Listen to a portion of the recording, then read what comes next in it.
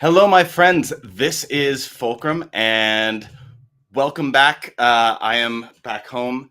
Got back from London just a couple days ago from the incredible trip with Celebration and doing a bunch of other stuff. But yeah, it's nice to be back in real settings versus last week we were in a cheap hotel with terrible Wi-Fi.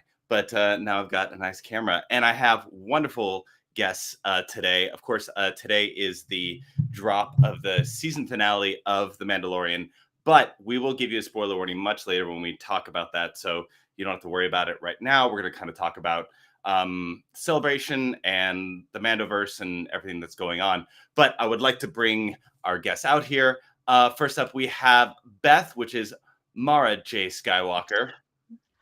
Hi, everyone. Hello. How are you? I am doing great. How are you doing? I'm doing well. I'm pretending not to be tired from jet lag. That is just yeah, it's just you gotta be in the moment here. You're doing a great job. You're doing great. And of course we have the fabulous, fantastic, depending on which platform, but we've got Dragon Lady JJ or JJ. I can't speak. Hi. How are you? I'm well. Yeah. I met home, you guys. This is I know. It's like a little reunion. It's so wonderful. I love it. It's so nice. And I see out there we've got Julie, who I know a couple of you met, and we got Margot. Use the Force. I will use the Force for sure. So before we get started diving in, where can we find you on the socials, each of you? Beth, to you first. Ooh, okay. This is I'm not, you're going to see, consistency is not my forte. On TikTok, it's mara.j.skywalker. On Instagram, it's mara.j.skywalker, multiples of us, clones, if you will. And then on Twitter, it's mara_j.skywalker. I'm all about the underscores. That's all. Like, Instagram for me is the worst. If there's like several underscores, it's fine when it's written out, but when you have to say it, it's the worst. Yeah. It sounds. What is the thing? Underscore gang. We're like. Yeah, exactly. Yeah. That's the underscore gang. JJ, how about you? You can find me on TikTok, Twitter, and Instagram under ladydragonladyjj. So just keep it that way. I talk about everything. You made it simple. Yeah, I'm not that creative. I wish I had an underscore. Everybody cool has an underscore. Like I had to, because like codename Fulcrum isn't exactly like unique, right? In thinking. So underscore is the way I had to go. And I just want to put I'm not crying. I have really bad allergies, and spring around the corner is a nightmare for me. So yeah. You'll have to forgive me. Oh no, this time of year is the worst. So speaking of actually meeting each other, I brought up a couple pictures here, but there we are. All right. Meeting for the first time in person. Oh my God, yes. Oh. It was right after the Andor panel, I think, or was it Visions? I can't remember. It's all a blur. I know that was Friday. Friday. It truly is. And then let's just bring up this is slow. All right, here we go. Getting to see Beth and yes. There she is. you have to when you're in cosplay, you have to commit to that role. Absolutely. I did more frowning that weekend. It was like this dichotomous experience, because I would go from just like laughing to frowning. It was it's hard. It's hard to keep in character, like when you're around friends or something like that. It's hard to. Oh yeah. Yeah. Totally. Do that whole thing. Not to totally like fangirl or whatnot, you know what I mean? I know, you're kind of like friends. Yes. Oh my gosh. But be serious too, like for a photo. Exactly. Yeah, when you get in that mode, you're like, find that pose. Yeah. Extra moisturize Here on your frown line. Oh my God. I mean, for real. I was like, oof, it's gonna be like a Botox appointment or something soon. So much. Yeah. So I Oh, just that's gave up. funny. I'm just like, the crows are gonna come to nest, and that's fine. It is what it is. It is what, right? yeah. I hit that age where I'm kind of like, once you just like the hair thing is gone, you're like, I don't care anymore. Oh, that's How was your celebration experience, just overall weekend? yeah, pretty wild. I mean, like it was a mix of emotions. Like Beth knows, like I am a super nervous flyer. Like I could have literally walked away from that airport at any minute. It's just and I've done that in the past. Mm-hmm. I have gone home from so that was tough. So I was trying to like keep my mind occupied as much as I could, just so I can get on the plane. And once that bridge was crossed, it was easier to relax. Yeah. So it was like a mixture of like, oh my God, participate in all the Star Wars stuff, and then meeting like online friends in person, which is like the whole experience has just been a dream, honestly, for me. Have you been to other cons before? Ever. First con ever in any nerddom ever. I mean, to be fair, it was like my third. So okay. I'm not experienced at it. You know what? I would have never thought that. I would have thought you were gonna have all of them. Well, yeah. I regret that over time. Well, my whole job was like traveling, so it was like traveling the world, and then it's always on weekends. All my workshops are on weekends, which is exactly when all the cons are, and then you have to like plan the con stuff like way in advance, and I was terrible at that. I barely kept up with my like travel schedule. Like my adult life, I've flown 2.5 million miles, and that is too much. Ooh. Yeah, don't do that. Yeah. Don't do it. That's wild. Yeah. My brain can't comprehend. I know. Yeah. How many times around the earth is that? Like I don't math know is math. hard. I know. Yeah. I have a theater degree. Math is not. Beth, how about your weekend? Amazing. I mean, same with JJ. I've never flown internationally before, and that it was like a very big moment. First like international travel, and yeah. So again, same thing. I think I had like 45 minutes till I needed to leave for the airport, and I was like, I need to pack. Like that was my. Oh my goodness. Like, yeah. I would be so stressed by waiting that long. I was like, okay, we're gonna do this. But it was just wonderful. It was just, I mean, like JJ, what an amazing first con too. Like it's not gonna get. It truly does not get better than Star Wars Celebration. Like it truly doesn't. It's just everyone is so, it's not only just like seeing friends and meeting people for the first time, and obviously, having, I guess, like first access to all of this like new information about Star Wars media, but it's just such a positive, beautiful side of the fandom that I think sometimes we don't get to see. That's right. And it's like you become friends with everyone because we're just all so happy to be there and we just love it so much. The energy is infectious. Like I've never experienced anything like it. Like I don't like giant crowds. I get a little nervous, a little anxious, but like you just feed off of people's energy, the costumes, the cosplays, the running to the panels, trying to queue up, looking for your friends, being lost, looking for food, like it was just a lot going on. Like all of my senses were overwhelmed in the best way possible. And on top of just the cosplays and like the display, that was just wild. Like I couldn't believe I was there. I'm like, I'm gonna wake up. I swear. I haven't experienced anything like that. And being online and being like creators and doing all this, there's so much negative and toxic things that you deal with in comments that like being at an entire weekend full of just people who just love it and just love to be there. Yeah. And like just surrounded by that is just like it fills the heart really, and it reminds you like, oh no, there are more of us. And That's it. Yep. Yeah.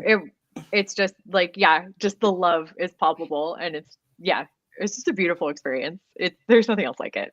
And even like because you spend a lot of the time in lines. Yeah, line bands are super important. That's right. Exactly. because those lines are relentless. And if you don't have good company or a good Wi-Fi, you are screwed.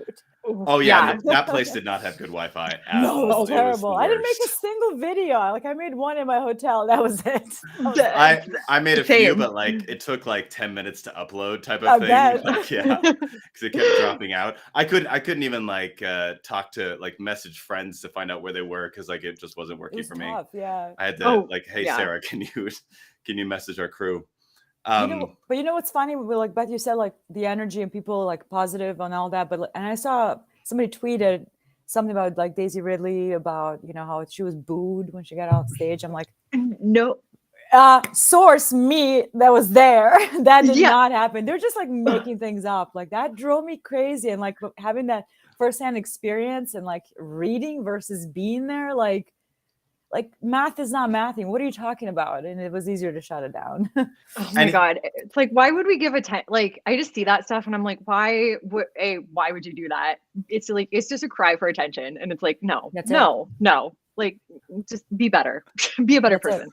Please be grow up. My God. Please. Exactly.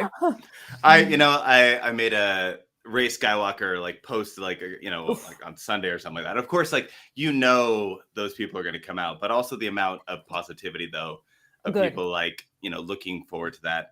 But it's all the same comments every time. There's no like substance to anything. It's just kind of like they're just like, oh, trash, bad writing, Mary Sue. They only say the kitsch words, and it's starting to get a little bit easier to ignore. Because they've lost. Like we've got a new Ray movie coming out.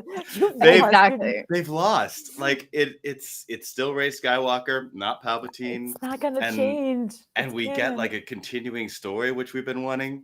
So it's just so great to see her back and see her like welcomed, as she should be into the fandom and like have that experience of feeling that level of love, because I think it kind of paralleled obviously Hayden Christensen's experience, and seeing him on the live stage get emotional after being, going through what he did. It's like, I don't want to say like, I mean, obviously it should never happen, period, but it's so great to see the fandom really stepping forward this time. Whereas with the prequels, obviously there was a bigger time gap. So it's so positive and so lovely. And I mean, it's Daisy Ridley. How like that's it. That's exactly right. Like, how do you not like her? Like her presence, her energy, her aura, like and and such a great character. Yeah. And any of the comments I ever see, they basically completely ignore the story. It's like they try to take your things out of context, and it's like, did you watch it? Did you? That's the bottom line. They saw these movies maybe once or twice, and like initially they reacted in the initial wave of the negativity, and they haven't left that echo chamber in the past 8-10 years. Their logical fallacies and all. I'm like, I won't even, because I'm like, I'm not gonna even. I can't even look at this. It's so like egregiously. I can't even begin to parse this apart as far as like, let's learn about logical fallacies via some of these arguments, because it's just they're all over the place.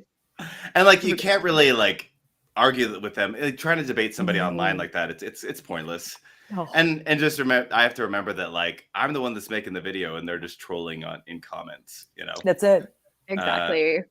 So I have to remind myself that on occasion, because like you hear those things and it kind of angers you. You're like, and then you have to like take a step back, take a breath, and be like, is this a teachable moment? What can I teach you? You know what I mean?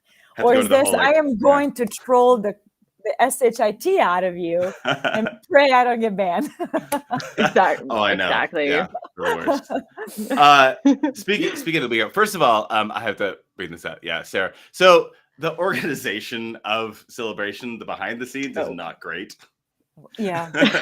And like the whole dealing with lines and everything else. But like somehow like the people there and like the people that are on stage as well, like they make it kind of a great experience. But yeah, if you ever go to Celebration, just know it's going to be a cluster. And you kind of have to figure out how to manage it. I mean, it was a little narrow, some of those hallways. Oh, those hallways. Oh, I got so claustrophobic. Me too. I thought I was the only one freaking out. And I'm like, look, one stage at the end, the other one on the other end. And it's like this narrow, 5,000 people. And I'm like, what is happening? Like you can't even take a break to wait for your friends. You're just sort of stuck in a sea of people moving constantly. Like that part might be one of my negatives about the experience. But yeah, when I was in my Ahsoka cosplay, like I had the Montrals, but so first of all, like I had my ears covered, so I couldn't hear anything, and then I couldn't turn my head because of the Montrals. So I would start walking and I would just lose my people because I can't like. Oh no! I felt so bad for Sarah because with Hera, she had the ears covered too. So we were just kind of like, what? Oh what are you my saying? God!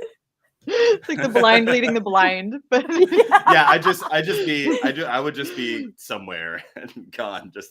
I feel so bad for my group. Like, oh. But you guys looked great. Yeah. That's all that matters. Exactly. Yeah. Any of like the Twilight or like or any of those cosplays, I'm just like, you guys are amazing to like rock that on your head all day. I need to start picking. So you can't see and Sarah can't hear. Yeah. Is that what I'm getting?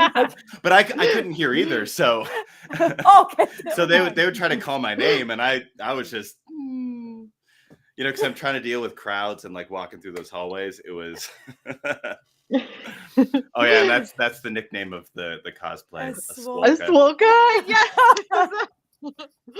I didn't come up with that. That's pretty hilarious. But I embrace it. It's brilliant. It's like Ben Swallow. You're right with Ben Swallow. We need swole names for all the Star Wars characters now. Yes, I mean it's great. Again, I love the seeing all the gender bend cosplays too. I saw so many Kylo Ren and Reylo couples gender bend. It was nuts. I saw at least 10 on first day. I'm like, oh my God, I'm in heaven. God. Yes. And people just embracing it. They're just diving in and I love that. I love it. So speaking of, Beth, you have a story from that weekend. I do. I do. I made a video about it and it was like, oh, we're talking about like my actual life as opposed to like, here's some Star Wars analysis. Would you like to talk about some metaphors and some ideology? So that was fun. Andy Serkis and I kind of were like, best friends. No, I'm kidding. My new bestie. No,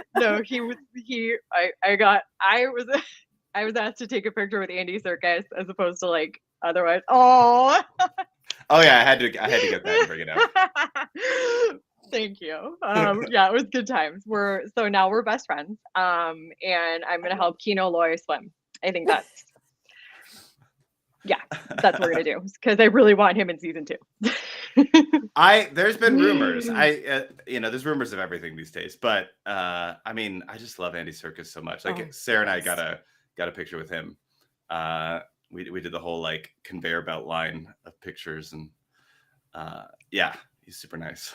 He was the nicest guy and he like turned and he like thanked me and I was like, what? No, wait a minute.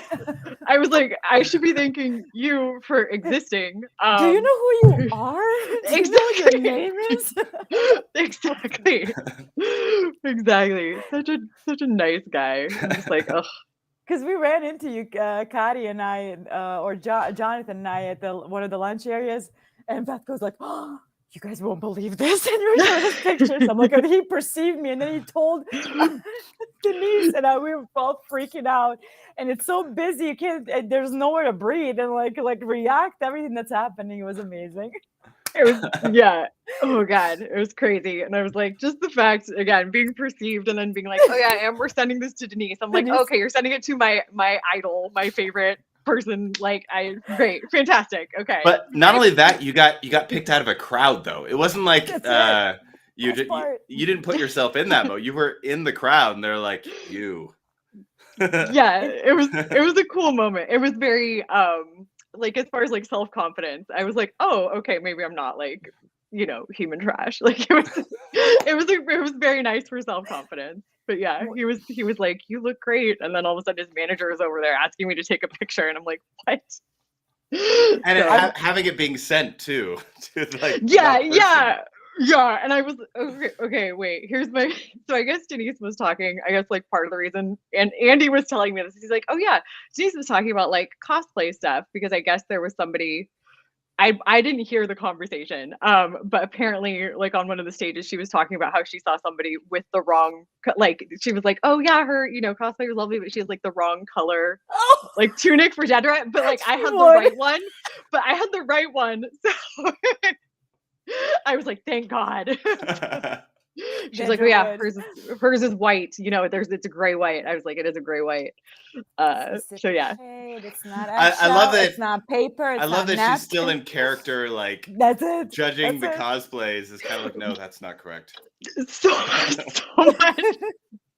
It was fantastic. I was watching people watching you, like the way they were like just. Oh my gosh, I'm so sorry. This cat is relentless. I was. You got a bunch of cat. You got cat lovers in the chat, so yay, good, because she is exhausting. But we got out of the panel, and Beth was standing taking photos, and I was watching people watching you, like the way they're like, they're trying to get in line, like take photo with you. It was so fascinating. It's so cool. I'm like, yeah, she looks just like Denise. It's freaking me out. Oh my god, it was awesome. It was amazing.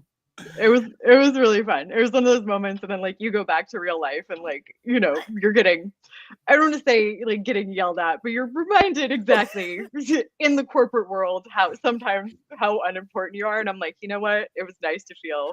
It was the feeling were nice. But in nerd world, you're important, and that's what matters. You. You know what? We are all important in nerd world. We are all important. Every time I go around cosplay with Sarah. She gets more attention than I do, which is great. I love it. Like, cause like she looks like Hera when she's in the Hera outfit, and like I was like standing there in Ahsoka, like taking pictures with her and other like Twi'leks, and it was and like and little Sabine and Hera's and stuff like that. Like yeah. Oh, that's so cute. Oh my god. You guys must have loved that Ahsoka trailer then. That probably was like everything.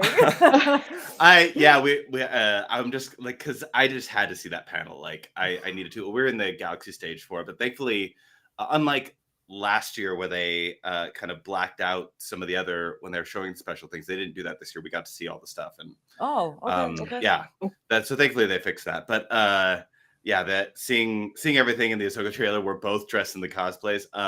We both so they asked Ahsoka to come up on the Galaxy stage, and so I went up there and did that whole thing. But when I came back, like Sarah just kind of stands up, and like we're far back. Sarah stands up and in her Hera just to wave like where I need to go, and like the MC like on stage like had to like point her out and keep her standing up and wave just because he's like, oh my god, that hair is the best.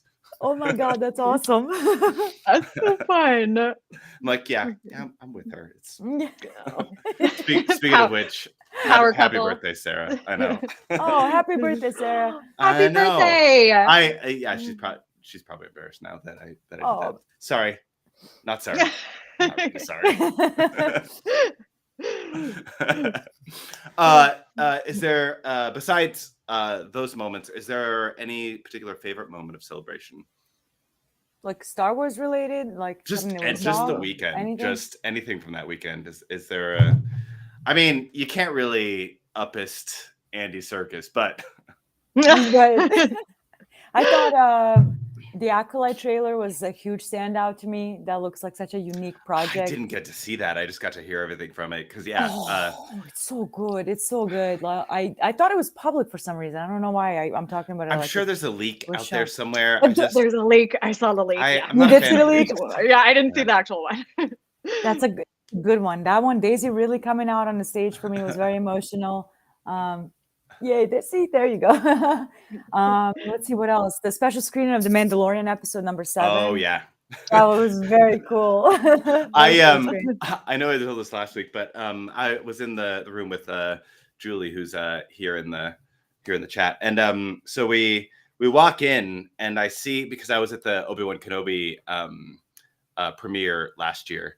And cool. Where we sat in the section, we were right by all the celebrities and stars. And so we were going to go to the section that they were leading us, but I saw like a roped off section. I'm like, Julie, do you trust me? And so I veered off. And then of course, like once all the intros were done by the cast, stuff like that, like Jon Favreau comes out and like sits like a few feet away from us. So we're like watching the thing and it's like, hey, you made this, you made the thing. Oh, I mean, yeah, but of course, like he bailed right before like the credits because he would have been mobbed. But, Luke heard Obi-Wan, and that's all he Oh. heard. Exactly. Yeah. He was I on know. stage with Ewan and the face. So I Luke, can't remember. The picture is amazing. Like, classic. That's Luke's Obi-Wan face, like Kenobi. seeing Obi-Wan. That's freaking Obi-Wan Kenobi. That's freaking Obi-Wan Kenobi. It's just awe. It's just awe. It's beautiful. That was amazing. And he was wearing I think the Obi-Wan Kenobi series, the Tatooine getup, which was chef kiss. Crushing it. Yeah, having Jon Favreau there next to us was wild. Yeah. So many cool. fun like little moments there. Oh, yeah. So cool. Speaking of the Mandalorian, I know we'll talk about the actual like season finale down the road. But just initial, like without spoilers, initial impressions of the finale. Just first impressions of like having seen that today, last night. I am very satisfied with it, but also was a little rushed. Without any spoilers. Yeah. Agreed on the rush. And my first thought was 100% Star Wars. Like, oh yeah. Just, it hit all the narrative arcs that Star Wars typically does. But yeah, a little bit rushed. I could have used another 20 minutes at least. 100% agree. Like, there was no break. It was just like, it's happening. It's going. It literally does not pause. I was like, can we breathe for a minute? Let me process this sequence, and then next it was just sequence after sequence. It was a little jarring. It was constantly on the go, and so like every moment you have, you're like, there's the next thing. Yep. Yeah. I mean, it even like the start, it's like, again, with no spoilers, but you're like in the action. There's no Yeah, I mean, thankfully, like at the end of the episode, they gave us like some Return of the King endings that we had a chance to like process some stuff, but could have used just a little break in the middle, maybe like just a little breathing, like let me just process what's going on. There was a lot going on, so not to spoil anything. So maybe some more later. Maybe some more hallway walking scenes, like some transition, just some like, oh, we're sneaking around here, or we need to, let's pause and let's look around. Even that would have been great. Dialogue, those cliche moments in action movies where like you've got two people and then they, for some reason, they have this emotional conversation in the midst of like all the craziness. You're like, why are you having this conversation and trying to like things are happening, people are dying, what's going on? But they're having this emotional conversation. Like, it's an episode where I'm like, I kind of miss one of those conversations. Could have used it, just a little break in between, like maybe some planning, like you said, maybe walking down the hallway, just quiet moment. But no, I thoroughly enjoyed it myself. It reminded me a lot of the season 1 finale. In a lot of ways compared to season 2 finale, with certain regards. I can talk about that. I know with season 1 with the whole like them being like trying to escape Moff Gideon. Oh yeah, right. Yeah. If you haven't seen season 1, I'm not going to give a spoiler warning because that was years ago. At this point, you just need to get on it. I know the only spoiler warning you get is for today's episode. That's it. Titanic also sank people. Yeah. Whoa. JJ. And as we learned, there was room on that board for 2. There was room on that. Somebody did some math. Yeah, I know. Okay. James Cameron did this whole like test, and Jack could have survived, but no. Trauma for life. I know. But as far as so we've got like several Disney Plus shows now, and it's kind of weird having just come off of Andor, and then going back into Mando, because I think like people are a little people are kind of putting one way of judging like Andor show and trying to like place that back on Mando, and I think it can get a little tough. Like I have to like take each of these projects as their own entity. Is it really fair to do that? Yeah. Like, I don't know. It's not a fair comparison. They are Star Wars, but they are such vastly different stories. Yeah. One is more gritty and realistic, set in sort of with human aspect, no magic, no jet, none of that. You know what I mean? No force, no creatures. It's just literally a rebellion. Versus Mandalorian, that's more culture based, reclaiming your own planet versus fighting the larger enemy. Like, to me, it's not a fair comparison. Whoever does that, I can't take you seriously. You know what I mean? Like, you're comparing Citizen Kane versus what other movie do I really, really love? Like Wedding Singer. That's literally my top 5 favorite movie of all time. I love that movie. I've seen it over 100 times.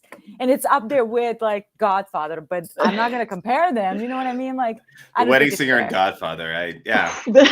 Well, there are weddings in both of them. So. There you go. That's Exactly. true. But I love them both like on a crazy level, but they're different. And I'm not going to compare them. They do different things for me is what I'm trying to say. Absolutely. It's like Sarah said it right there. Yeah. Right there. And I love that we get different tones and we get different feels for everything. Because if it was all the same, it would get really monotonous. Boring. I'm sorry. It would be monotonous and stale. And I mean, be a Bad Batch. It's more obviously for kids, but also sort of adulty as well. Some of the themes and Andor being for adults generally. I would not consider that a children's show, in my opinion. Definitely not. Yeah. Right. Mandalorian, in between, mixed for adults and kids. I mean, sometimes it's hard to like take the animated shows as kid shows because what's happening. You're like, really? Like the Lawless. You're like, oh, okay. Like everything in that episode is just like, oh, this is not a kid show. Kids friendly. Like this is not for kids. No. It's funny to me, like people online that are kind of trying to come in and judge these shows, and pretending like the prequels were like great writing or something. When the revisionist history strikes again, like we weren't there. It's baffling to me. It's absolutely baffling. And I'm like, do you remember like the people versus George Lucas? Like there was a whole film. There was a movement. Yeah. People were like, and obviously like I think all of us were alive during that time. And it's like, do you guys not? I mean, like that really? Are we really going there? Because there's empirical evidence, it's not just hearsay. So it's ridiculous. And everybody trying to say like Disney ruined Star Wars when like people have been saying it since Return of the Jedi that like George Lucas ruined Star Wars. Literally. Just whoever currently owns it is ruining it. Is basically, yeah. when it's good, it's not because of Disney. When it's bad, it's because of Disney. Like pick a lane here, pick a lane. I remember growing up and the whole thing about like being cool was like disliking something. It's like you were cool, or like you were the one to look up to when you're like hating on something. And I remember that growing up with that, and I could not get on board with that at all. It just seems so contrarian. Contrarian. Such a pessimistic way to live.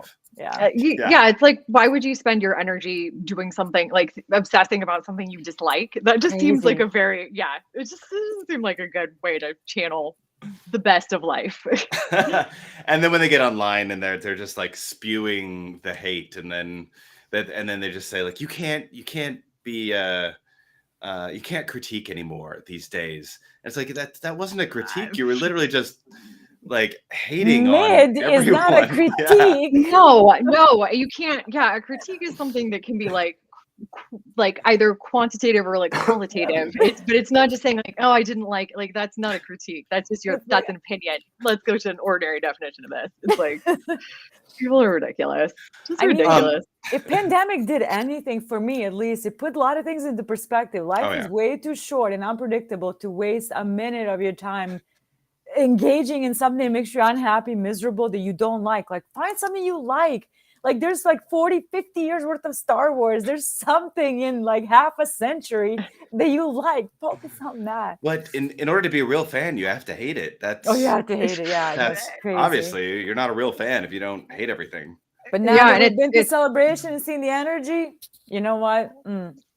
I'm done.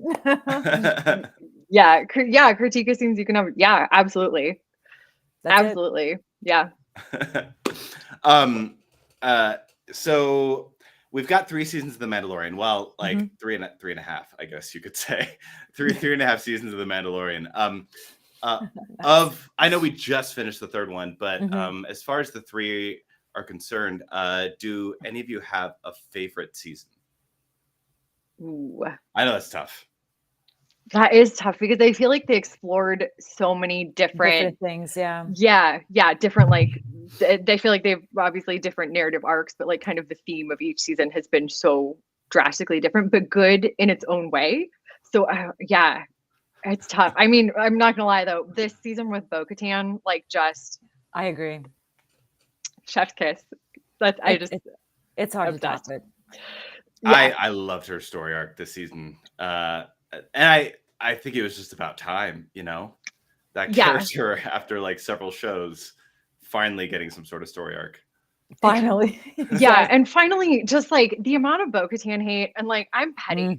I've been on TikTok for like 2 years, and if I ever saw a Bo-Katan hate video, even before I was like posting stuff, I would screen record it because I'm like, one day I'm gonna I love it. One day I'm gonna respond to this, and so it's been so interesting seeing everyone now change their tone, and I'm like, fascinating. I'm like, I have some evidence in case anyone needs to see that. Like, again, revisionist history. It's like, just God, yeah. It's just been nice to see them give the spotlight to a character who obviously deserves it and who's clearly been through so much and so much trauma, and like actually have that recognized and kind of like explored in this show in the most like beautiful, amazing way with Katie Sackhoff and her walk. Like, it's just the hip walk. Yes. Oh my God. With the hand on the side and the hips swiveling. And how they knew to like draw her that way, like from earlier, because like the character has had that walk the entire time in animation, everything, and like Katie just owns it. She just is Bo. She just is Bo. It helps that she was voice of it too, so that was I love this. Yes. I have receipts. I'm like, if nothing, I am not petty at times, and that always made me so mad. I'm just like, she deserves better. Definitely. Yeah, but seeing her get that story this season was just beautiful. And I know in a lot of ways, people feel like this season kind of didn't jar and kind of took a back seat. And I think JJ, you made a video of something like that recently, this week, I think. About that. Any thoughts on that when it comes to the season? I mean, I've always said, like, literally from season 1, that he's a side character in his own story. Yeah. He's just there along for the journey, and he's just picking up other people's stories, and they're all coming alongside with him. Like, I never felt like he had an arc, and I mean that not in a bad way. Like, I like journey stories. I like characters going from point A to point B, meeting different people, meeting different cultures, growing as they travel. Like, I did not have an issue with this story being a sort of a Western of like a loner and his little cub on a journey doing funky, goofy things. I'm cool with that. So to me, like, when people criticize this season that he's again a side character, I'm like, he's been a side character this whole time. Like, this isn't new information to me. At least that's how I was processing the story from the beginning. Like, the moment you meet Grogu in episode 1, season 1, or was it towards the end? It was at the end of episode 1. Yeah. End of episode 1. Like, Grogu was the central point. He's been the central point this entire time. You know what I mean? Like, so to me, my biggest critique is reuniting them way too fast.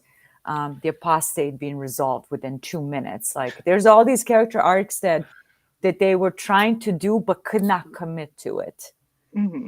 So that to me was my biggest critique of the show so far, that it doesn't want to commit to Din's arc at all. So it's not really to spoil the ending. It's really interesting because Din has a lot, and I completely agree with the side character analogy, because he has a lot of things happen to him, but the only time he really makes like active choices is when he's making a choice like for Grogu, not like for Grogu, but for Grogu's best interests. And I find that absolutely fascinating as like kind of just this idea of things like being passive, but then it's again, and then I don't want to spoil anything, but at the end of this episode, I was like in tears. Me too. If you haven't seen the episode, everyone dies. Like everything explodes. Everyone's gone. Mandoverse. Sorry. Yeah. Yeah, they're just starting over. The planet like, it's done. collapses in itself. gets swallowed out by mythosaur. It's done. like in the Exactly. EU when Chewbacca gets crushed by a planet. That's just kind of how they ended it. Yeah, Luke with 2 U's, Luuk, like the clone in the EU. He actually comes in and he just takes over into the show. It's all his show now. That's it. Yeah, they just rewrote everything. It's now heir to the Empire. That's all that The exists. Borg assimilate everyone. That's right. Oh my goodness, Exactly. I've been watching. That's pretty funny. I've been watching Picard, so that hits. I'm hearing like I haven't seen the show, but like I'm in a couple of mutuals with Trek people, and like Yeah. it's drama there too. I'm like, what's happening? It's Is there worse than Trek anywhere world. calm? We are eating well when it comes to Star Wars, but like Trek people are like, I'm a Trek person as well. It's been a rough few years. I've been kind of following just like through their experiences. I'm like, oh boy, it's nowhere. It's peaceful. There's peace nowhere. I know. It's like when it comes to Trek, when it comes to like DC, it's they're having a hard time, and you're gonna trash Star Wars. Yeah. Call is coming from inside the house, girl. No, don't throw stones in glass houses. One of the things I love about so each season obviously tackles kind of a new mission and a new aspect, and of course this season is really focused on Mandalorians. Yes, and I love that because we had the Mandalorian and we briefly see them a little bit here and there in the first season, but then of course then everything, they're kind of gone and you don't really see much, and you get a little bit in season 2. That's the entrance of Bo-Katan, but you basically have 2 seasons of very few Mandalorians, and so to actually get some focus in on that, and I feel like this season, the writing and then the way they labeled the episodes, I think they were messing with us a lot. I think they were playing with us, knowing fans are going to read way too much into everything. Red herring on next level. Every episode, the title comes up and it's like, what does that mean? It's got to have multiple meanings, obviously. And the theories were unhinged. The theories for the last week's I've seen so many videos where it's like, I was in a pipe deep in the pipeline. Oh yeah, and I don't do pipeline on theories, and I went head first into that pool. Oh, me too. I don't know anybody who didn't dive into that. But I've never seen anything like it for any other show. You know what I mean? It was Oh no! I'm here. Oh no! Can you hear me? Yeah, we can hear you. We can hear you. It did this to me last time. Okay. I don't know why it does that. Keep talking. I'm figuring this out. It's very hard to talk about it when we can't spoil it. Exactly. Yeah. We can talk about some of the interesting titles this season. The Spies one is still throwing me off. It was, and then I feel like this was the only title episode that actually kind of really fit. Makes sense. Yeah. But the rest were red herrings, all of them. I'm trying to pull up a list of them. Oh, I know. And I think people are going nuts, especially when you start off last week's episode with the introduction of actually saying Thrawn, and then of course the Ahsoka trailer and getting actual knowing we've got Thrawn. I think people were just into a headspin of what is going to happen, and obviously all these things have to happen, and people really get stuck on. I always hear this runtime. It's it's there can only be quality if there's a longer runtime. Not necessarily, honestly. Yeah, exactly. I mean, some episodes do feel rushed on occasion and short, but if the storytelling is there and it's got a good arc within that episode, I'm perfectly content. I just want to be along for the ride. It doesn't have to be a 3-hour episode. But to me, I feel like 8 episodes. Technically, it is 8 hours when you do the math. Is this enough for a normal television show to tell a story?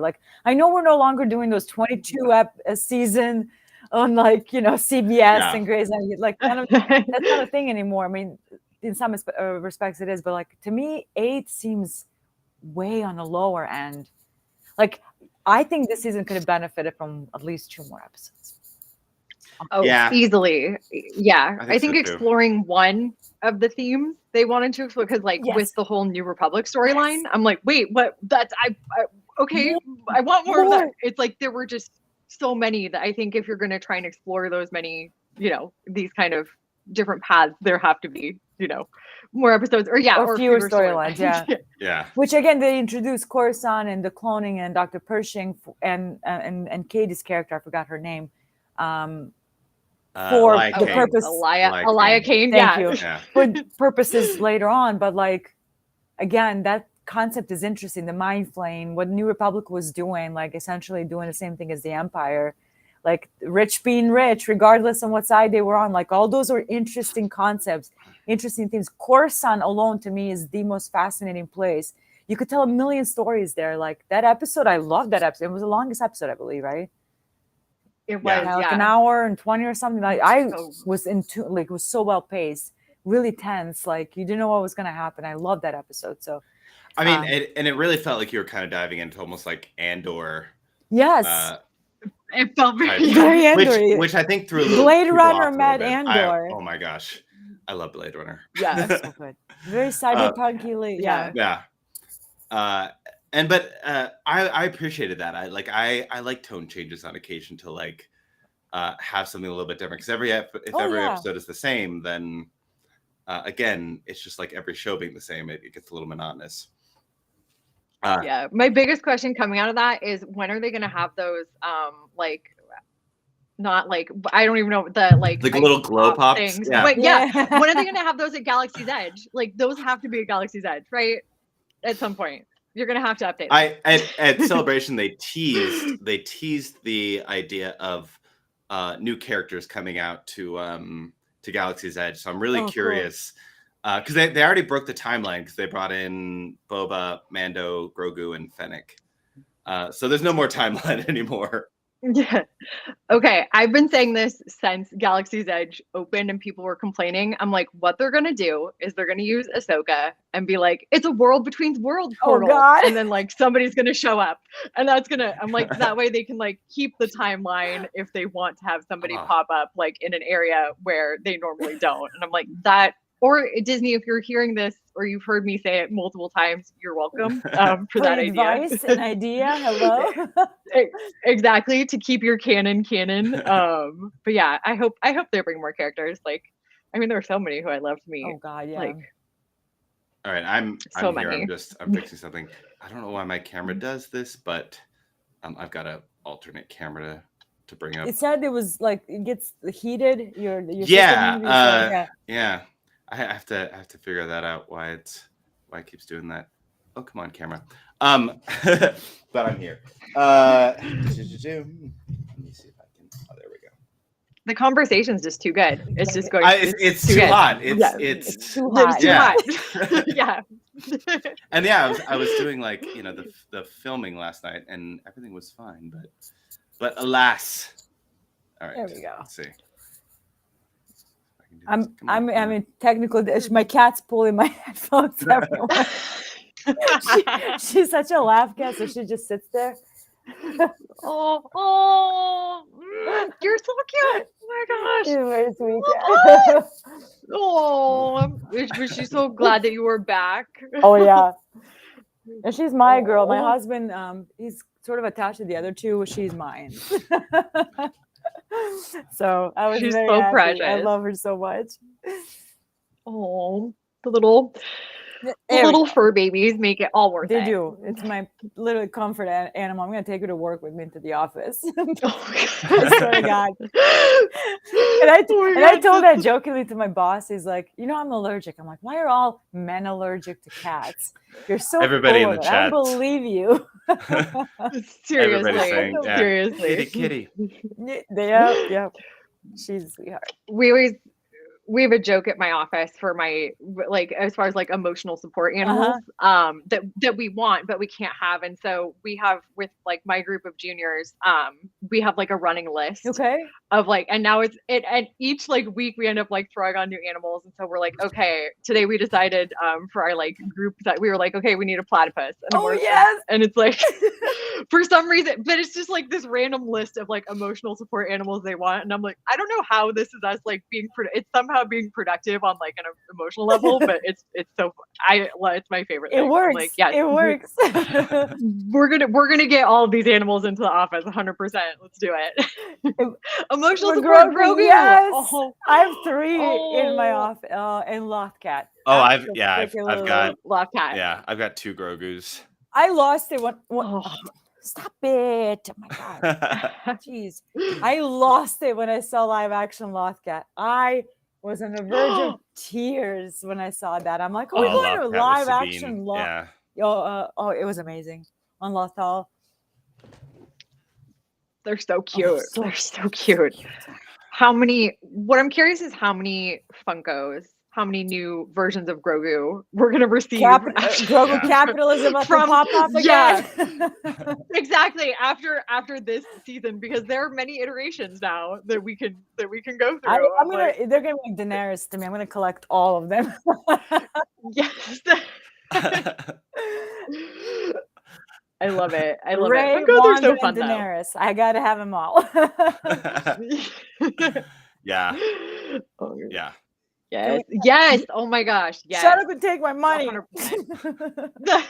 100%. Yeah, they have to be releasing like some good Ahsoka ones. And and Babu Fricks, the Anzalans.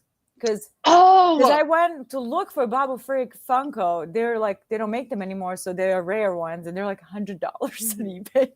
I was like, hey, no. No, yeah. Wild. Although, have you ever done I'm gonna spend an inordinate amount of money on a Funko Pop? Like, I did that with the Anakin Revenge of the Sith one, because I had the Obi-Wan one. This one? Wait, did we do it on the same one? Yes. Money I spent on him, and I left him in the box. He's the only one that I have in the box. I literally everything is on box. I'm glad it's the same one, because it was just like, I'm like, this is a ridiculous amount of money to spend on a piece of plastic. That one and this one, she cost me an arm and a leg. The 1992 X-Men Storm. Oh wow! Yeah, amazing. Yeah, amazing. I want to go grab my Anakin so they can be friends. Oh my god, I love it so much. 1992. The original animated X-Men cartoon. Oh, the cartoon. Her white outfit with the white. Yeah. Oh, my favorite. Oh, I watched that. Specifically, was looking for that one with the red X's here. Yeah. No. By the way, my camera will keep doing the thing, but I'm still here. I'm not the one that matters. The 2 of you here are the one that matters. You always matter. You always matter. No, I'm the host, so I can be a little self-degrading. And that's fine. It's part of being a host. Yeah. When I'm on somebody else's podcast, I can pretend to be important. You're committing. You're just committing to the bit. Exactly. You know, I have to act humble. That humble. I like that. That's good. I have to do it in Dance World all the time. You know. No, actually, no. I'm my own worst critic when it comes to that. Okay. We're almost an hour in, so I want to give a spoiler warning because it's hard not to talk about the latest episode. So for those of you that have not seen it, I'm talking to you, Sarah. Yeah. I definitely don't listen in on this. Go watch it. You can come back and listen to us talk about things. This stays up on the internet. But this is your spoiler warning. So I've said it. There it is. We've vamped for an hour. So all right. You've done your due diligence. Exactly. I've got 2 words to start this whole thing off. Din Grogu. But I need to know, is it Jaren, the first name, last name? Yeah, like we were. What is the I lore was having a here? nerd chat with like John and Julie and one of our Uh-huh. friends. Like, what? How? First name, last name. What? How? And that work? everyone has called him Din. Yeah. So it's like, Right. so That's right. it, and then it doesn't follow, which I understand, like, again, different Mandalorians, obviously different clans and whatnot, but like then that doesn't, if you're like, okay, is that the last name? It doesn't fit with like Bo-Katan Kryze, you know, like the Kryze, And I know Din's or from like a the Vizslas, different like planet. Like he's not from there. But my headcanon is like the armorer was like, well, Grogu Jaren sounds dumb, so you're now Din Grogu. That's Yeah. right. yeah. I see that judgment coming from her. It's like, no, No, I agree. no, I agree. Din Grogu Yeah. sounds better.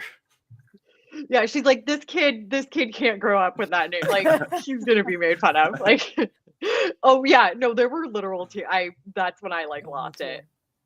The ending shot with them at the little hut, little crib, Just on dad on the Navarro, porch, literally on the porch, watching his child play, and feet then it up, zooms Grogu in. Yeah. just like playing with the frog. Oh, I was a mess. It was the same. Yeah, it was like everything I've ever wanted for them. I'm just like, oh god, so sad. I mean, and it's everything that Din wants for them That's too. it. And I'm like, this you've always just wanted the best for Grogu, and now I'm like tearing up. I know. This is like, what so sweet. 4 seasons of shows have been leading to, is That's like it. him accepting that fact and becoming the actual father to this literally child. accepting the role. He Yeah. essentially adopted, like literally first episode of season 1. It's been leading to that. Like that's what, because I always wonder, what does this character want? What is his arc? Does he want to be a leader? Does he want to wield the dark saber? Is he going to free No. people? He didn't want any of That that. is not No. his arc. None of that was lead. It was literally taking care of that little shit, that little green menace, that little maniac right there. Who, if anybody touches that little fuzz on his head, it's on sight. Like, Oh, I love him they so have. I much. feel like Disney can't. They can't. Like No. they know, and they know they are going to milk that. They know. Milk it. I don't care. It's fine. He's so I cute. will buy it. I will. I'm like wearing Grogu socks right now. Like I will buy. I'm willing to buy into it. It's fine. Even when he coos and he gets sad, he's like, well, he can't be an apprentice. He's got to remain foundling because he can't talk. He's like, oh. No. Well, it's like, well, then, what about his parents? And it's like, well, we don't know. At first I was like, are they going to go find more Me of his too. kind? I was like, no, please. And then they did no. something even better, which was, it's like, Adoption. well, I'll adopt him. And then the look on Grogu's face when he said that. I know. It was so perfect. Yeah, I'm gonna my eyes are welling up. I again. know. Same. Yeah. I was like, This is ridiculous. It's a puppet, damn it. Stop it. It is. It is. I loved it. It was And I so satisfying. It was. And Yeah. then I love like the idea too, because that is again the linking of like kind of the Jedi and the Mandalorians. But then I loved like how they also use that. Obviously that ties back to like the whole Tar Vizsla thing and going back to Mandalorian history. But I loved how they kind of paralleled that in the episode when Grogu like connects with like the mythosaur. Like Yes, you're right. because then it's like such a good parallel that he's like connecting to like the Mandalorian like that kind of ideology as well. And I'm like, oh god, this is so, it's one of those moments, and I don't want to say I didn't expect it from the writing, but it's something that's so subtle and so brilliant. I'm like, I wasn't expecting something like that. No. People were like I said, I was deep into the pipeline of theories and speculations. I'm like, they're gonna kill off one of the main characters. It's either gonna be Bo or Din. I'm like, is Filoni gonna take that risk? Like, I just can't see him doing that. And then like something even better happened, in my opinion. I thought the dark saber destruction was just perfect catharsis It was for these perfect people to symbolism. unite. Yeah. Exactly. I loved it. Exactly. And then Din doesn't, then no one's gonna have to like check it in like luggage anymore. I mean, that freaking weapon has held that culture back for so long. It's been source of such contention. Like, it's been source of such division, to like clean your hands off of it. And I guess a lot of people were like kind of complaining that it was done with so quickly, and by getting, you just literally took it and crushed it. And I'm like, But that's sort of the irony of it. This is a thousands of years old relic, a symbol. Done. I found it poetic. Exactly. I found it poetic. Yeah, and I mean the history between like Moff and Bo. Yes. Yeah, it makes sense. It makes sense. We've spent 3 seasons with Moff and the Dark Saber. Yeah. And I mean we spent like how long with this saber? I mean, like we see it first with like Pre Vizsla, but it's been like several shows and right. And it carries a dark history. It's like Very how many history. times can we use the Anakin Skywalker saber for everything? Right, I love it, but like at some point. But if your entire arc, if your entire story is to reunite your own people, to go back to your own planet, that you just found out is inhabitable again, like you know what I mean? Like, why would you want to bring in relics of the past that have kept you at distance from each other, that have kept you in violence consistently? Because even the weapon itself is acquired through violence within your own group. Like, time to go. Like, if you want to move on, it was like such the Last Jedi moment to me. Like, all through my brain. I saw your video.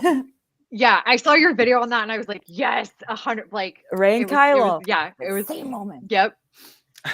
It was beautiful. On top of absolutely beautiful. On top of the Praetorian Guard, that look amazing, and the music that follows them is so eerie, and they give me a real sense of danger. Like, to me, Mandalorian as a show doesn't have a whole lot of stakes. Like, I never feel like Din or Grogu are in danger until this last episode where I was in a pipeline. They're gonna kill them off. But yeah, I know.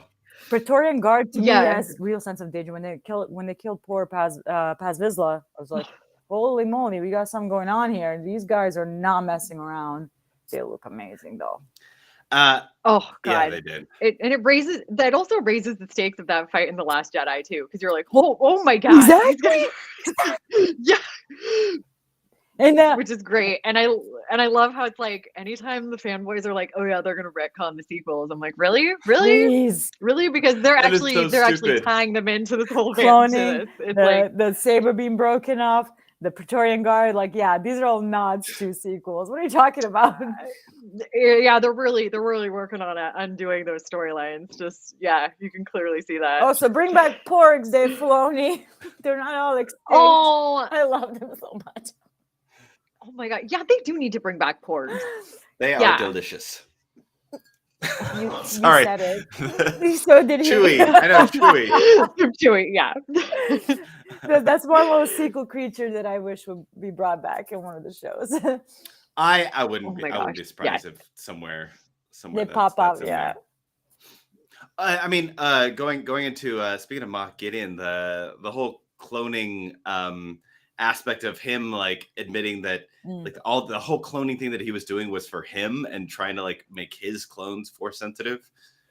I was like, what? I thought this was all going to be about like Snoke and like Palpatine, but I guess that's Podrick Necromancer or something. I don't know, but it still ties into sort of the sequels, the whole concept of cloning, creating force sensitive clones, which that's what Snoke was. Yeah. So it ties into it that way, I guess.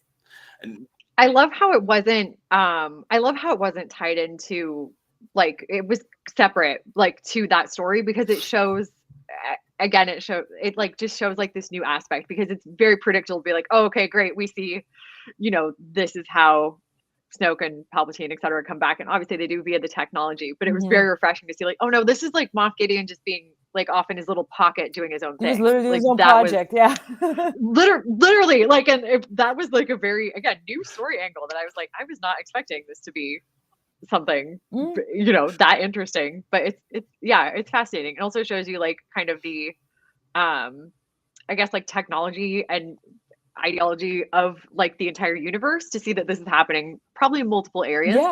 Yes, the concept of that, so that it ties still into Palpatine cloning Snoke essentially a bunch of times.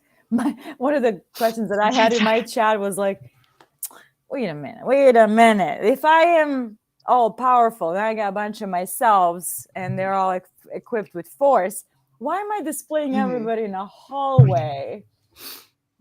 Like, I would put my clones in basement, secured. And he put him like in a hallway, and Grogu comes in, flush. I loved it, but I was like Moff Gideon is like the most, besides Anakin Skywalker, is like the most dramatic, petty villain I think we've had. True. And it's like he would be the one who would want to walk through copies of him. You know like, what? You're right. You're 100% right. It just seems so on brand. And like the only thing that outdoes that is like, you know, Darth Vader / Anakin flying in on a TIE fighter. Oh yeah. Like as far as like just being petty and dramatic, it's like that kind of stuff. The whole like he had to use the Force to like fly that TIE fighter so we could stand on top of it and That's just right. put it in. Literally, like such, literally. Yeah, so dramatic. Yeah, Moff Gideon's right there with his like cape and his, you know. I bet he's like walking around in a cape in the hallway, like exactly. polishing the tanks. Exactly. He's like, you look beautiful. Well, but which is his own ego gave access to his enemies to flush his project down the drain. It's like you're gonna get caught monologuing, and that's gonna be your demise. I mean, that's exactly like Gideon's thing. Like he's like, I'm going to be menacing and dramatic, and allow you the time to escape. That's it. I need to make sure Bo-Katan can get here. Yep. Yes. Yep. And she did. Oh my God. I love that just before that, like Bo-Katan flying in with the armor, with the Thor darksaber. Darksaber, yeah, yes. the armor that is just Mandalorian Thor. That's what the armor is. Amazing. It was so cool to get to know her this season, like to actually have her fleshed out as a character, because I know like we've heard her talked about and referred to as kind of like this. I know previously like Filoni and Favreau were like, oh, she's kind of like a prophet, but it was so cool to get to see her like actually as a Mandalorian. I'm like, oh God, again, just with Bo, I'm like, you guys just need to like go off and have your own adventures. Yes. That's true. I mean, just the two of them, just, you know, lesbians. Yeah, definitely. I'm like, the adventure could involve kissing. Like we're down, like 100%. We're here for it. I'm shipping it hard. Oh yeah. That was such a great moment though. Like it's just God. Even with all the helmets and stuff, like your chemistry is like chemistry, even with helmets on. Like that's just really good acting, really good writing. That's all I'm saying. Yeah, I mean, that like in the episode. Oh wait, oh no, I was gonna say. I think we're probably thinking the same thing in the episode where she's like, "Take off your helmet." That's like, the one. Oh. That's exactly what I was gonna say. There was a lot of chemistry. Don't you respect my station? It's like, power play there. Hot. Yeah, I think that was truly what started it. Oh yeah. I mean, Star Wars. It's about time you do that in live action. I mean, please, for the love of God. We get like hints of things, but like just go for it. No one's kissing. Who's kissing in Star Wars? It's like they're kind of like, you know, we got like sort of in Andor, but not quite, and except we're definitely getting it in season. Did you see the season 2? The trailer? Yeah, we're definitely getting some like belts into moments. Oh God, I'm so excited. It was gonna be so good. Oh, what I found so funny with the Andor trailer, just to backtrack a little bit, they're like, "Oh yeah, we are still filming. We're still like really pre-production." And I'm like, they released a 2-minute trailer with like full completed scenes. I'm like, what are they talking about? Like, this is not half done. Like, this is literally the whole show. Like with the Bad Batch, like the season just ended. Like, within the last couple of weeks, and then you've got this whole like teaser thing for us. What? All right, Crazy. I'm here for it, but like they're saying, "Oh, we're still filming." I'm like literally, the whole trailer is the whole show. What are you filming now? Oh my God! Oh God! Man, it was so nice to see that now. Oh, so good! Yeah. It looks amazing. Yeah, I cried. I love how this season they intentionally played with us the idea of like somebody's got to betray somebody like that. Like we saw that with like Paz Vizsla looks or like the armor being a little like, are we sure about this person? Yeah. But at the end of it, it's like, nope, we're all Mandalorians. Yep. That's what we do. Red herring. Yeah. Everywhere.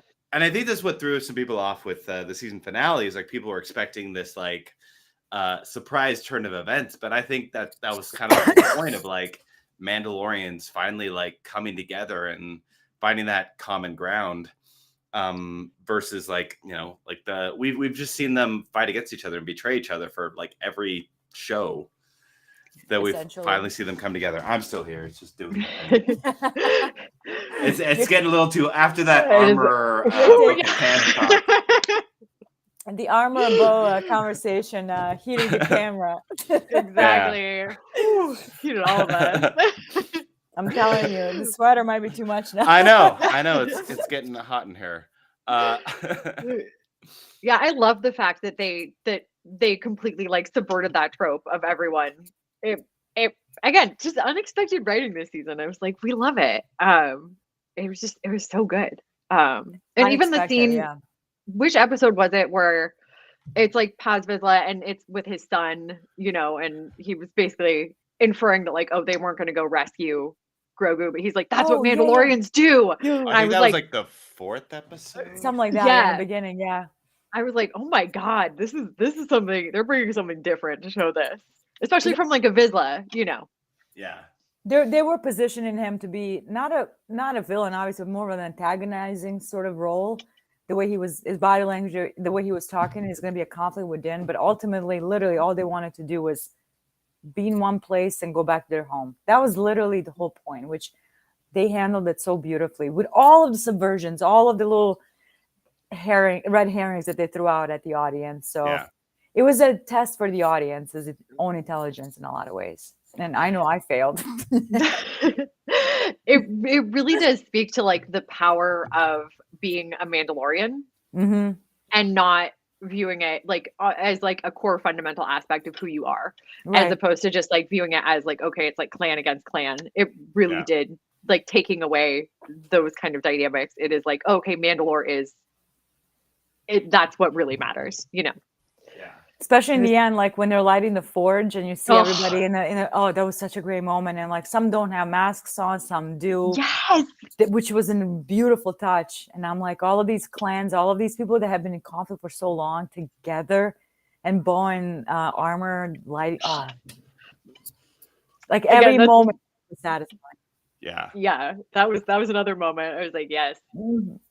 Passing the choice. It was, I loved it. It was like the different, again, like the old Bo. I love the idea of like Bo walking between, you know, she walks both worlds. Like, yep. But it was, man, yeah, that was such a beautiful scene. And it was a red herring in it initially for the armor when she's like, well, take off your helmet. I'm like, wait a minute. Yeah. Why are you putting her in that position after her supposed redemption?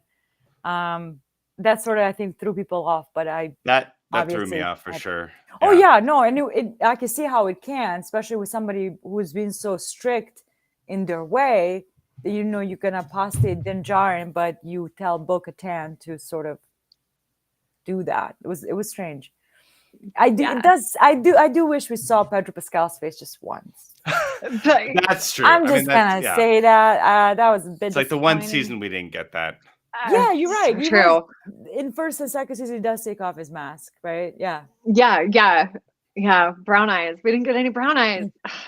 I know. You have Pedro Pascal, and you don't give us his face. I mean, we got plenty of Katie, but yeah. Yeah, I thought he would have taken it off at the end. Like, I was hoping that we'd get him like taking off his helmet with like Grogu. I thought that Moff Gideon was gonna crush it in their fight. When he was like grabbing him around, I thought he might just like do one of these and then like, rip it off or something. I was worried about that. Yeah, I was definitely worried about that when they were taking him away in the last episode, not this one. I was like, oh, are they gonna basically take away his Mandalorian status because he's that evil? They didn't get a chance. They're just dragging him off, and Din's kind of like, I love how Din and Grogu through the entire episode are just like parkour. Yeah. It's like parkour, roll. Like that. It's no longer spinning. It's spinning is not the move anymore. It's rolling. If you turn Roboting's on the new move. If you turn on the captions in this episode, because I did on a couple times I watched it, when Grogu jumps out of IG-12, when the Praetorian Guard is chasing him, he's like walking on the beams, and then the captions laughs. He was laughing. Like Grogu he was like, was laughing the whole time. He Well, this is was, an elite group of warriors that killed a giant monster of a man within 2 seconds, and he's like, yeah. I was dying. Yeah, The until he fell. The one thing I did not like is the return of IG-11. I don't like backtracking deaths. I hate it, especially when those deaths are meaningful, and that death was meaningful. Yes, Yeah. yes. Like, it would have been cooler for them to make like a new IG. Like, that would have been something. And again, I think like Star Wars has a very interesting, I've seen a lot of discussion about like the treatment of droids. Oh yeah, me too. And which I think is very, very fascinating. 100%. There's a lot, because obviously like Star Wars kind of uses that as like, oh, here's a good person via here's like a bad person via how they treat droids. So yeah, but yeah, I agree. It takes away the emotional weight of IG-11's death in the first, or I guess death, in the first season, because that is such a poignant moment. Huge. Where, oh my God. It was sad. Like that was a huge moment. They backtracked it essentially with bringing him back. So now when he gets destroyed again, does it matter? Yeah. You know what I mean? And he will. I have a feeling they continue on at some point during a conflict, he'll get destroyed and it won't matter. Like, I mean, it was like there was a lot of discussion about IG-12 essentially being, me too. I was fine with IG-12. But there was some discussion about IG-12 being just an exoskeleton, I guess, just to be used as a car, a vehicle. So there was a lot of discussion, like you said, about the droid sentience, I guess, because they are coded that way, it appears, with their memory banks. So a lot of interesting stuff regarding these But I didn't. That's the one thing I would have done differently, the bringing back of IG-11. The one thing I didn't like, and it was too rushed. Like maybe an hour. Yeah, it's kind of like yay, everybody clap moment. Now let's move on to the next conclusion. Like we have a marshal because we said we needed a marshal in the first episode. That's right. I thought it was going to be a Cobb. I thought it was going to be like a Cobb Vanth moment. Like I was like, you know, like I was actually this is the thing that surprised me about the episode. Because obviously there have always been like post-credit scenes or like some sort of tie-in to a different piece of media. And I was fully convinced that either Boba Fett was going to show up, obviously, with like all the Mandalorians, or that somebody like Sabine would show up to be like, oh, okay, this will anchor people and draw them into Ahsoka. But it was very, very, and because it felt more like, as opposed to a season end, it felt almost like a series end, as opposed to like drawing. I don't know if that makes like a ton of sense, but as opposed to being like, okay, here we're going to drop like a little hint of like what's going to come. Okay, gotcha. It felt like a finite ending right there. Like it could be serious finale more so than a season finale. Yeah, especially with the little pullout. It reminded me that's like how Return of the Jedi ends with that little. That's right. Yeah, and I was like, oh God, okay. But yeah, it was really interesting how they didn't bring in anybody.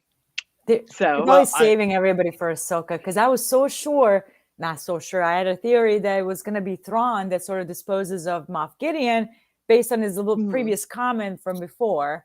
Oh, maybe it's time for a new leadership, which was total dig at Thrawn. And I'm like, oh, he'll get rid of him. Like he'll hire an assassin or somebody. I was actually fairly appreciative of the ending, that like they didn't like have this whole reveal thing, because they've done so much of that. True.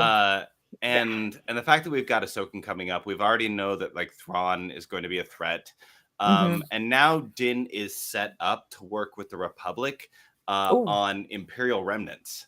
So like bounty hunting for that. So like we've set up Din and Grogu to like be a part of that whole thing. So you can essentially pull him out at any point to toss him into a storyline to do something. Which is so a smart, creative decision. Yeah, I think they said that they used a lot of elements that they wanted to use for Rangers of the New Republic in this season specifically. Oh, okay. Or at least that they were planning on using for that series. No, makes sense. And it's a brilliant decision, because they can, literally do anything. Pop in and out, as you said. Yeah, it is. they can literally do with them with that whatever they want. It was brilliant. It was just smart creative decision. I heard a lot of people like complaining that there were like storylines that weren't tied up in this season. It's like, but it's not a series finale. It's just a season finale. Like we need continuing storylines. Like it's not they done. didn't wrap everything up in every season so far. It feels that way because it's a happy ending because we don't get that. Yeah. We're not used to. We're not. But Star Wars fans end with a happy ending. We This can't is not. quite have that. There's a reason why we say Star Wars is pain, because it's pain. Yeah, if So ever this happy ending has everybody like shaking right now. Ever since Return of the Jedi, we're like, we can't do any more happy endings anymore. We gotta make them all a little emotionally damaging. Especially when your favorite is Rebels. That's I know is pain. Also, like the whole with Grogu and the fire, like. And obviously Kanan, and I was like, oh god, the parallels were too much. I'm too like, much. Too much. Literally from back shot much. And the fire and it was the same shot. Exactly. And I was like, nope, this is not how it's going. Thank God. Obviously they can't kill Grogu. But three characters all at once. It's Bo, Din, and Grogu in the same. Like, Please, God, no, please, just leave them alone. Leave them alone. I would have to quit Star Wars forever. Like I couldn't like recover from that. I was messaging back with Brooke, like she was genuinely concerned for Din. I'm like, if something happens to Din, I don't know what the fuck I'm gonna do. I'm like, dude, I get it.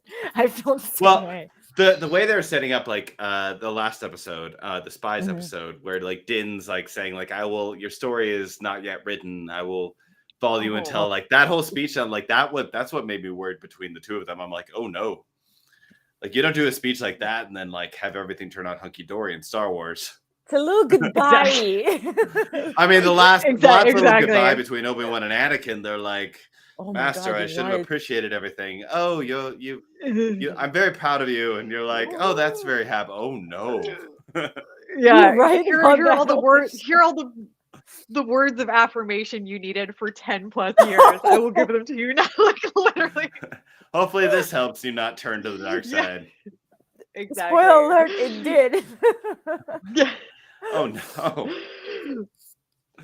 But I was definitely a little scared. I was also a little surprised that at the end, because like, I mean, basically Bo is kind of like Grogu's mom now. Period. Mother Lauren. She's mommy. She's mommy for all of us, but like she's definitely Grogu's mom. So I was hoping at the end that like maybe Bo would be visiting Din or something like that. I would die. I wouldn't be surprised if that happens in the future. I mean, just like in the earlier episodes of this season where she's talking to Grogu and saying like your dad. Like that's like a very mom thing to say. Your dad. Cute. That was even before he adopted him, so that foreshadowing right there. It's a good foreshadowing. Exactly. You know what? If she stops by for like coffee and stuff at Navarro and then just kind of chill, I would watch 2 hours of that.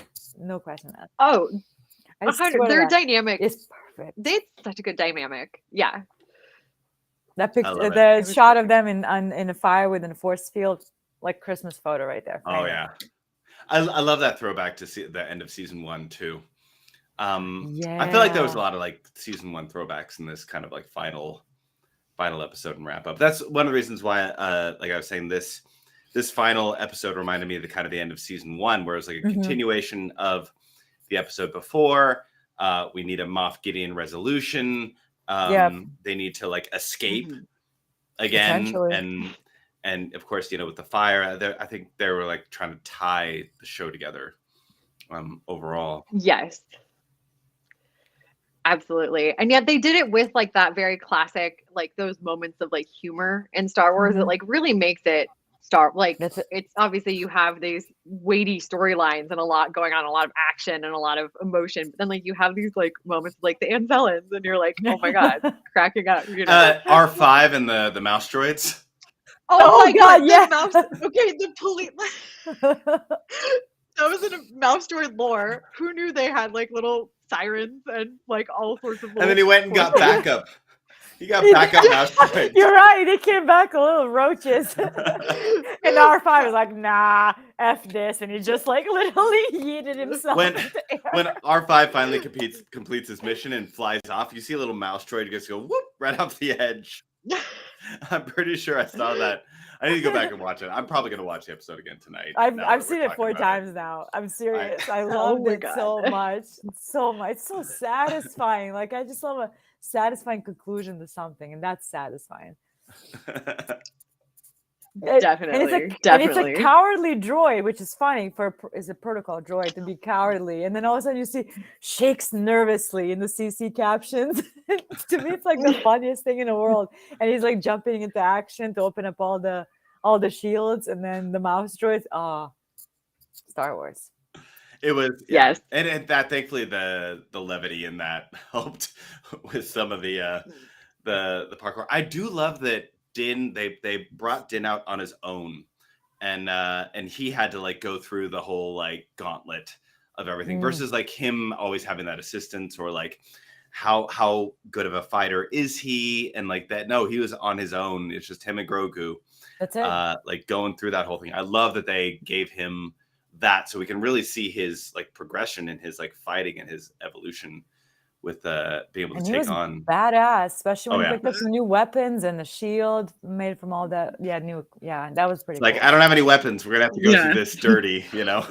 It's gonna get a little messed up, and Grogu's like, sure, I'm in. It was great. I feel like it was really interesting because like as we see, like with it being in Book of Boba Fett, it's very hard to, you know, tie everything together, but I could see a lot of people being like, okay. But we see Din like kind of suck at wielding the Darksaber. Yeah.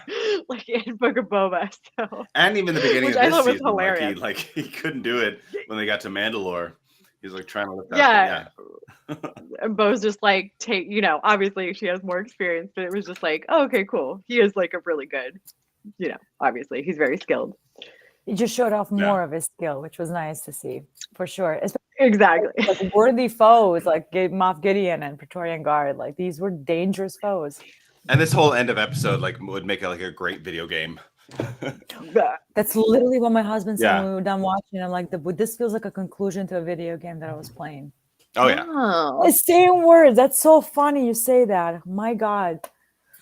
How funny. So just going through having to battle like one person at a time, like take on the Praetorian Guards and the Moff Gideon. Like you have the boss fight. Leveling up your boss fights, essentially. And then settling with your child when you're done.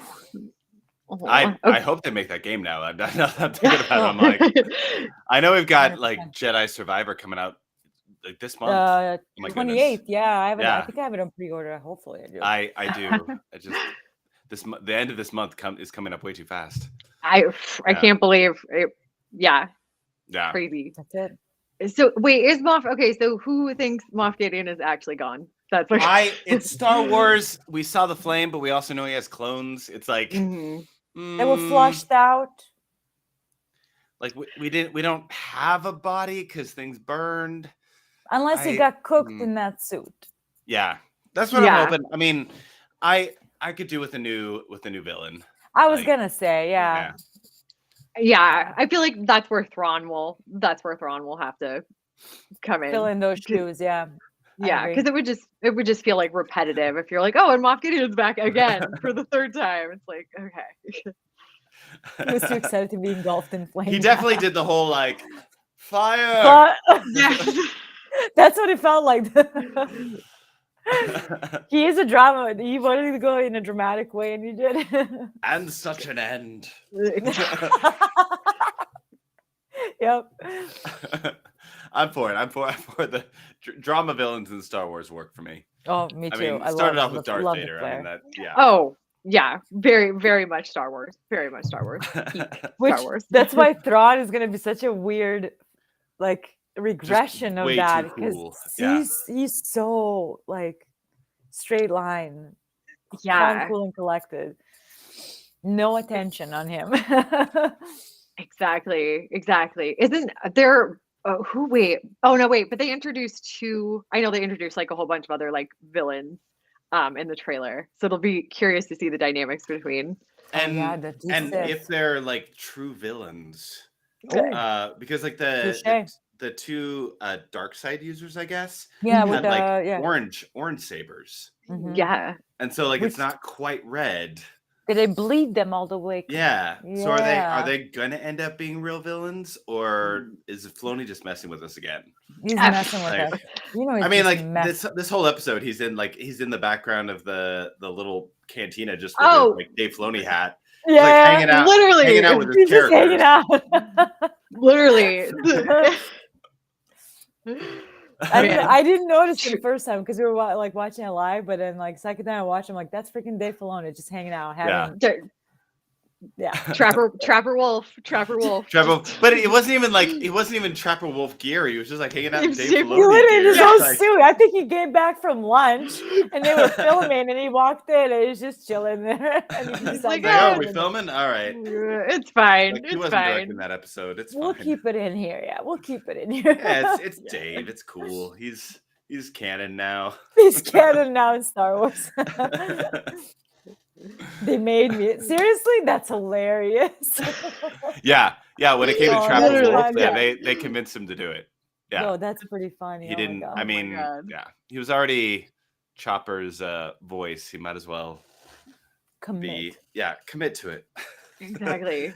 Oh, and now he gets his own movie. That'll be interesting. I know. That'll be very interesting. After this, the way he concluded this season, and some of the choices he's made, I have a little more confidence. I'll be honest. We'll see how Ahsoka does. Like that's going to be a huge test for him. I mean, the trailer looks amazing, but the trailer looks sick. Excuse me. Yeah, they're gonna have a lot to. Yeah, I think that'll definitely speak because it's ending in this like Avengers and so yeah. And I hope it has its own tone as well because it's Ahsoka. I want that Ahsoka focus. I don't want it to feel exactly like the Mandalorian or anything like that. I want it to have its own flavor. We'll see. She is his creation, and she's been in canon for so long. Like I can't imagine him not taking full and 100% care of this character within her own story. But we shall have to wait and see. Like I'm trying to temper my expectation. That trailer kind of pushed me over the edge when I saw Lars Mikkelsen in the back of his head. I knew it was him. Like it has to be him. Like the sharpness and the shape. When they showed us in the Ahsoka panel, the extra one where you got to see his face and everything, and like see the extra things. I haven't seen it yet because I wasn't on that panel. It was hard to get. People not letting anybody out of the queue, and I'm like, I think I've seen the leaked photo, but I didn't want to. Because it kind of ruins the experience. You need it in like the clarity. It's better to have that real clarity with that. But it's just the fact that he's back and it's Lars. It's just. I love when everyone was like, "Oh no, he's saying he's not doing it." It's like that's literally every single person who said they're not doing something in Star Wars, even though we know they are. I believe nothing anymore. Yeah, even the Casca, the actress for Casca, like said Sasha, yeah. I was like, oh no, everyone's lying. 100%. But I mean, you couldn't do Thrawn without Lars. Like you just, I can't imagine who else. He's made for that role. Yeah, very much like a Katie Bo-Katan situation. It's like you just can't do it. When we were listening to and he came out and like started talking in the panel, like I was sitting next to Sarah and she's like, oh, he is Thrawn. Like this is regular voice. This is so freaky. Yeah, it's so cool though.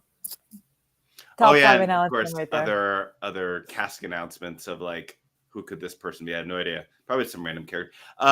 Wes is in oh my god, Amazon Prime show. I'm going crazy. I watched the whole thing. Help me out, Julie. What's the show? The Expanse. I heard that one is really good. It's really good. Yeah. Oh, good. I got the answer before I typed it. Okay, my next question: is it complete or canceled? Is the story complete? Expanse. No, they went and completed. Okay, good. Just checking. I don't trust streaming services anymore. It was almost going to be incomplete, but they went and resolved things. Because I hear someone like you're probably the 5th person in the last month to mention Expanse. It's slow. It's slower, so it has a little bit more of the pacing of kind of like Blade Runner. Pacing, not the same feel at all, but it's sci-fi, but it also doesn't feel like sci-fi all the time. Interesting. Ooh. Yeah, because it's definitely dealing with people, and it's kind of a little more realistic and sciencey in certain aspects. Yeah, that's real words, sciencey. Now I want to check it out. It's worth Literally it. It's fifth person now that you know it's completed, it helps. That helps. That helps tremendously. Yeah, but they almost didn't. But they went back and did that. Yeah, because there's a lot of politics in it as well. Gotcha. Okay. Kind of political thriller mixed in with everything. Ooh, okay. Now I'm gonna have to watch it. Now I'm intrigued. I'm intrigued. Yeah. And it's not. There's only like, what is it? 5 seasons, 4 or 5 seasons, something like that. So it's not like a huge investment. Good. Yeah. Stupid camera. I'm gonna have to like Google what is going on here with that. But any final thoughts on Mando?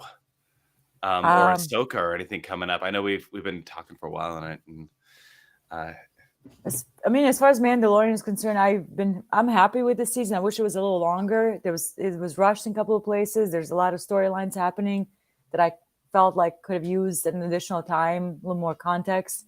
But overall, it ended in a happy and satisfying way that I can go back and rewatch this and feel like relief in some way, shape, or form. You know what I mean? Like there isn't a whole lot of comfort shows lately. You have your sitcoms from New Girl, Parks and Rec, The Office, but like now in Star Wars world, to me, this is the comfort show right now. Very, very much so. Very much so. Yeah, it was like the perfect. I completely agree as far as length, but just as far as like theme, it was perfect and just on very Star Wars. 100%. He was Star Warsy as hell. Yeah, and finally a season that like doesn't. Not freaking destroy. Like after Bad Batch, I'm like, okay, I'm. Yeah. That's why it's so hard to watch Bad Batch season 2 and even Rebels. Like what's coming. You're gonna have to face the death of Kanan and Tech. Like I don't want to relive those moments again. Like with this season, I'm happy how it ended. Yeah, like a little that family feeling, that family vibe. I love that, and like suddenly not a dysfunctional family. This is the first non-dysfunctional family we've had in Star Wars in a while, and let's let that settle for a little bit. You're so right. You're so true. You're so right. Yeah. Oh my God.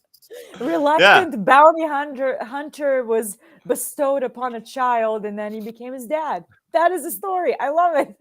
It's great. And the whole theme of like all of Star Wars being found family, but it's as soon as you find it, it gets destroyed. But let's find it and let's have a moment. Let's retire on a little planet and like watch frogs and stuff, and sunsets. Let's do that once. Exactly. And we're doing it once. We're at least for a little bit. At least for a little while. At least, until Ahsoka and Acolyte Acolyte. Yeah. I'm currently like on the new High Republic book, Cataclysm. Cataclysm, yeah. Yeah. I'm currently in the middle of that. I'm just looking at love the frogs. Oh, yes. Where he wants to stay in that episode. Right. And it's like, that is what he just really wants. He just really wants like a peaceful like moment with his kid. I forgot about the frogs. Oh my God, you're right. In the first step. Yeah. Yeah. And he gets it. Damn it. Okay. Let him be happy. As soon as we get off of this, I'm going to watch that episode. No, I'm watching immediately after we log off. I have to. So many feels. Yeah. So again, thank you all for joining, by the way. Always appreciate it. If you haven't yet, liking the video helps. It's really easy. Click like. It helps push things out there. Appreciate it. Could you remind us, because handles are a thing to remember, where to find you on the social medias, Beth? A variety of mara.j.skywalker or Skywalkers. On TikTok, Instagram, and Twitter, but yeah. At least you don't have 50 underscores like I do. Underscore gang. It's much easier to say dot than underscore. Yes. Oh, and yeah, that's from Sarah, because yeah. Oh, getting to meet you all of too. Oh, yes, You it was so too. nice meeting Such you. a pleasure. And Especially the JJ. dancing Yeah. part. Oh yeah. That was. I keep rewatching that video because it's so good. It makes me cry. It's so good. It was so cute. It It was was so so cute. good. And I'm like I know, I'm looking at you guys. fluctuating. I'm like, is the dress gonna get wet from the rain? Is it gonna be splashing this It from the was the camera? wind that was the problem, Is that because is the wind? Okay. the umbrella, because we did a couple runs outside, try to get video before you came out, Uh-huh. and in both runs the umbrella turned inside out from the wind. Oh no. Once Oh, it happened once no. to me and then once to Sarah. And so like that whole run with all of you, we had to like face the umbrella in a way that didn't catch the wind. So it's like multitasking, like where's the wind You keep it a and how do little we double fight my against knees. it? Yeah, which is why you can't, like when you're doing the running around part, like the singing in the rain, running around with the umbrella, like we had to hold it up in the air versus out, because that would have caught the wind. Oh my And God. so yeah, that was exactly. Yeah, stupid umbrella. Stupid umbrella. But it was awesome. I love it. It was Love it. Love it. wonderful. It was so It was good. You guys are amazing. I mean, we love dancing. Dancing is kind of, yeah, passion. Obviously, it's my job too. Right. Yeah. Trying to get this camera started again, but I know it's weird to like go out with like without my face, but figure out this issue. I mean, the camera's on; it's just not showing through the thing. Stupid tech stuff. That's why I need like. That's why I like doing all this stuff like on your own with your own tech. It's like. Oh yeah. You're having like multitask. If there's an issue, you're like, oh no, this is why I need a team. But JJ, where can we find you? I don't think I said that again. Yeah. Okay, yeah. Thank you for having me. It was so nice to see you guys and meet you in person and do this again. This is amazing. You can find me in all 3 social medias on TikTok, Instagram, and Twitter under Lady Dragon JJ. So yeah, I talk about nerdy things and cool, fun stuff. So. And I'm back. Okay, good. Yay! Right. The horse goes off again. Thank you so much for both of you being on. I hope to have you both back. As many times as you'll let me. But and plus this is like my one time to like really get to like talk to my like TikTok friends and like actually like have conversations, because I love watching all of your videos, but it's a lot more special to actually like have conversations. Stupid video. Oh no! As you say, I know. I was getting too emotional. Camera Too emotional. But yes, again, thank you so much for being on, and yeah, definitely yay nerds. Love all 100%. Of it. And thank you all for joining into the chat and being on there. You guys are awesome. Thank you. Yes. Yes. High fives. Coming up, because like now that Mando's done, I'm gonna end up having some special guests of people that did like stunts on Kenobi and things like that. So I'm gonna be having people that come on. One person who was a Jedi in Obi-Wan, in doing stunts, and one person was one of the Darth Vader stunt people. Oh, sweet. So yeah, awesome. Oh my God. I'm gonna be having some people like that on, and of course all my nerd friends, because this is just fun to just be on here and geek out. I love it, and I couldn't say it better, but yeah, may the force be with you, everyone. May the force be with you. The force will be with you. This is the way. This is the way. Always. Thank you, everyone. I would signal like a hand gesture, but you can't see me. But there we go. Okay, Amanda will do it. But thank you, everyone, and we will see you next week. Same bat time, same bat channel.